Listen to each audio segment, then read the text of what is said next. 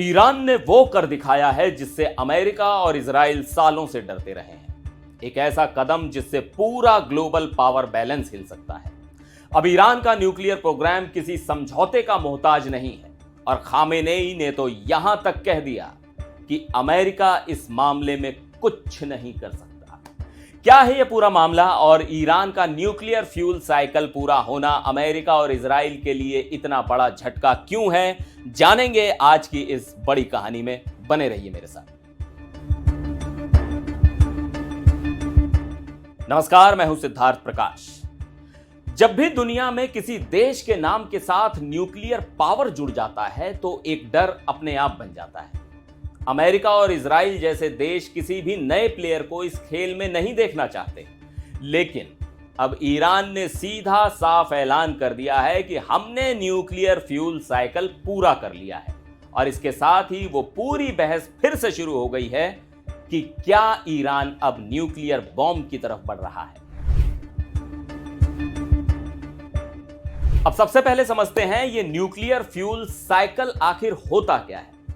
इसे ऐसे समझिए कि यह एक प्रोसेस है जिसमें कोई देश यूरेनियम की खुद माइनिंग करता है, फिर उसे रिफाइन करता है यानी एनरिच करता है, और फिर उससे बिजली पैदा करता है या मेडिकल यूज के लिए इस्तेमाल करता है, और अंत में उसके बचे हुए रेडियो एक्टिव वेस्ट को हैंडल करता है। यानी अगर आप शुरुआत से लेकर आखिर तक ये पूरा प्रोसेस खुद कर सकते हैं तो आप फुल न्यूक्लियर फ्यूल साइकिल वाले देश बन जाते हैं। यानी आपको अब किसी से फ्यूल खरीदने या समझौता करने की जरूरत नहीं। और ईरान अब खुद कह रहा है कि उसने ये साइकिल पूरा कर लिया है। ईरान के supreme leader Ayatollah Ali Khamenei ने इमाम खुमैनी की बरसी पर अमेरिका को जो जवाब दिया उसने पूरी दुनिया का ध्यान खींच लिया। उन्होंने क्या कहा, सुनिए। अमेरिका की पहली मांग यह है कि ईरान के पास न्यूक्लियर इंडस्ट्री ही ना हो और वो हम पर निर्भर रहे। हमारा जवाब बिल्कुल साफ है, अमेरिका इस मामले में एक भी कदम नहीं चला सकता। तुम्हें क्या हक है यह तय करने का कि हम यूरेनियम एनरिच करें या नहीं? यह हमारा मामला है, तुम्हारा नहीं। हमने अमेरिका की बकवास का जवाब दे दिया है, वो इसमें कुछ नहीं कर सकते।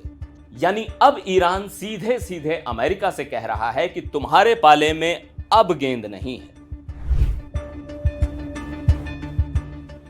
खामेनेई ने एक पुराना मामला भी याद दिलाया। जब 2000 के दशक में ईरान को अपने मेडिकल रिएक्टर के लिए सिर्फ 20% एनरिच्ड यूरेनियम चाहिए था, तब अमेरिका ने साफ मना कर दिया था। उन्होंने कहा कि उस वक्त हमने खुद देखा कि अमेरिका भरोसे के लायक नहीं है, इसलिए हमने ठान लिया कि अब खुद ही सब करेंगे। और यही वो वजह बनी कि आज ईरान ने खुद को उस पॉइंट पर पहुंचा दिया है जहां उसे किसी भी ग्लोबल पावर की मंजूरी की जरूरत नहीं है। अमेरिका और इजराइल को डर इस बात का है कि आज जो फ्यूल एनरिचमेंट शांति के नाम पर हो रहा है, कल को वही हथियार बनाने में इस्तेमाल हो सकता है। और ऐसा ही कुछ नॉर्थ कोरिया ने भी किया था और अब अमेरिका उसी की मिसाल देकर ईरान को रोके रखना चाहता है। लेकिन ईरान अब किसी की सुनने के मूड में नहीं है और उसने दुनिया को साफ साफ दिखा दिया है कि वो अब टेक्नोलॉजी और डिप्लोमेसी दोनों के दम पर आगे बढ़ेगा। और इतना ही नहीं, ईरान का न्यूक्लियर फ्यूल साइकिल पूरा कर लेना उसके लिए एक बड़ी रणनीतिक बढ़त भी है। इसे 4 पॉइंट में समझिए। पहला, आत्मनिर्भरता।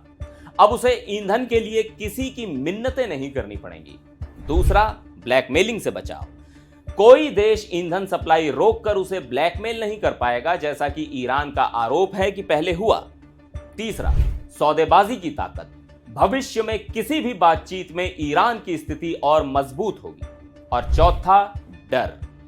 सबसे बड़ी बात जो ट्रंप और नेतन्याहू को परेशान कर सकती है वो ये कि अगर ईरान चाहे तो इस क्षमता का इस्तेमाल उच्च स्तर के संवर्धन के लिए भी कर सकता है, जो परमाणु हथियार बनाने के करीब ले जा सकता है।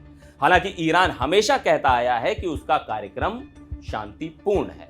ईरान का न्यूक्लियर फ्यूल साइकिल पूरा होना अब वेस्ट एशिया की पावर डायनामिक्स को हिला सकता है और इसका सीधा असर trade routes, oil price, strategic alliances सब पर होगा। अब अमेरिका और उसके सहयोगी देश इस पर क्या प्रतिक्रिया देते हैं, यह देखना दिलचस्प होगा। लेकिन एक बात तो साफ है, ईरान ने अपने इरादे जाहिर कर दिए हैं। अब आपकी इस पूरे मुद्दे पर क्या राय है? क्या ईरान का अपने परमाणु कार्यक्रम को आगे बढ़ाना सही है? क्या अमेरिका का इसमें दखल देना जायज है? और क्या वाकई इस खबर से ट्रंप और नेतन्याहू को नींद नहीं आएगी? हमें नीचे कमेंट्स में अपनी राय जरूर बताएं। फिर मिलेंगे एक और वीडियो में, तब तक के लिए नमस्कार।